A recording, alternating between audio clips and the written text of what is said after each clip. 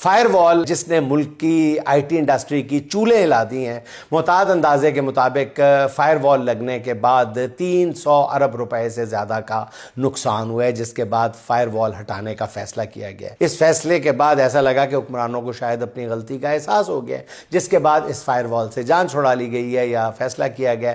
مگر رانا ثناءاللہ صاحب نے قوم کی یہ غلط فہمی بھی دور کر دی۔ وہ کہتے ہیں کہ فائر وال دوبارہ بنے گی، سوشل میڈیا کی یلغار سے اگر آپ خود کو محفوظ نہیں رکھیں گے تو پھر تباہی ہے۔ اس پر اگر 40 ارب یا 400 ارب روپے بھی لگیں گے تو کوئی کمپرومائز نہیں ہو سکتا۔ رانا ثناءاللہ صاحب جتنے پیسے بھی لگیں، چاہے 100 روپیہ لگیں، اس کا 1% آپ اپنی جیب سے ادا کر کے دیکھیں، 1%، پھر آپ کو پتا چلے گا کہ کوئی اربوں روپے کا منصوبہ ناکام ہوتا ہے تو زندہ قومیں باقاعدہ بین کرتی ہیں، اس پہ انکوائریز بیٹھتی ہیں۔ کتنی ڈٹائی سے آپ نے کہہ دیا ہے کہ کیا ہوا 300، ہم تو 400 ارب روپیہ تک لگا دیں، اور وہ کتنی ڈٹائی سے کہہ رہے ہیں کہ فائر وال فیل ہوئی تو دوبارہ بنے گی، دوسری بار فیل ہوئی تو تیسری بار بنے گی، فائر وال گری ہے تو دوبارہ بنائیں گے۔ وہ سمجھ رہے ہیں کہ کوئی کاند کھڑی کرنی فیصلہ باز گھنٹہ کرتا، خدا دا نہ پتا تھا نو ککھ دا نہیں ہے گا۔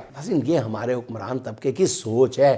ان حالات میں آئی ٹی سیکٹر سے وابستہ لوگ جو ہیں یہ ملک نہ چھوڑیں اور کیا کھائے کیا کرے، جب اتنی ڈٹائی سے جدت اور ٹیکنالوجی کی مخالفت کرنے والا گروہ اقتدار میں لا بٹھایا جائے تو پھر جہالت کے اندھیروں کے علاوہ قوم کا اور کیا مقدر ہو سکتا ہے۔ ان کے نزدیک یہی ہے کہ بس چاروں طرف پورے پاکستان میں عمران خان ہی ہے، بس پی ٹی آئی ہے، اس کو دبانا ہے۔ اس سے کیا کیا نقصانات ہو رہے ہیں انڈسٹری کو، آئی ٹی انڈسٹری کو، پوری دنیا سے جڑی ہوئی جو پاکستان کی انڈسٹری ہے اس سے کتنے کروڑوں اربوں کا نقصان ہو رہا ہے، ککھ دی پرواہ نہیں، بس اپنی پئی۔ وہ آپ نے سنا ہوگا ایک ڈاکٹر صاحب ہوتے ہیں، ان کا تیسری چوتھی منزل پہ کلینک ہوتا ہے، تو ہر دوسرے دن کوئی مریض ان کو فون کر کے کہتا ہے ڈاکٹر صاحب آپ نے کلینک چینج کر لیے، ہم وہاں آئے تھے تو پتہ چلا کہ آپ نے کلینک چینج کر لیا۔ ڈاکٹر صاحب کہتے ہیں نہیں میں تو وہیں پہ ہوں۔ ہر چوتھی کال، ہر پانچویں کال یہی ہے، ڈاکٹر صاحب آپ نے کلینک چینج کر لیا۔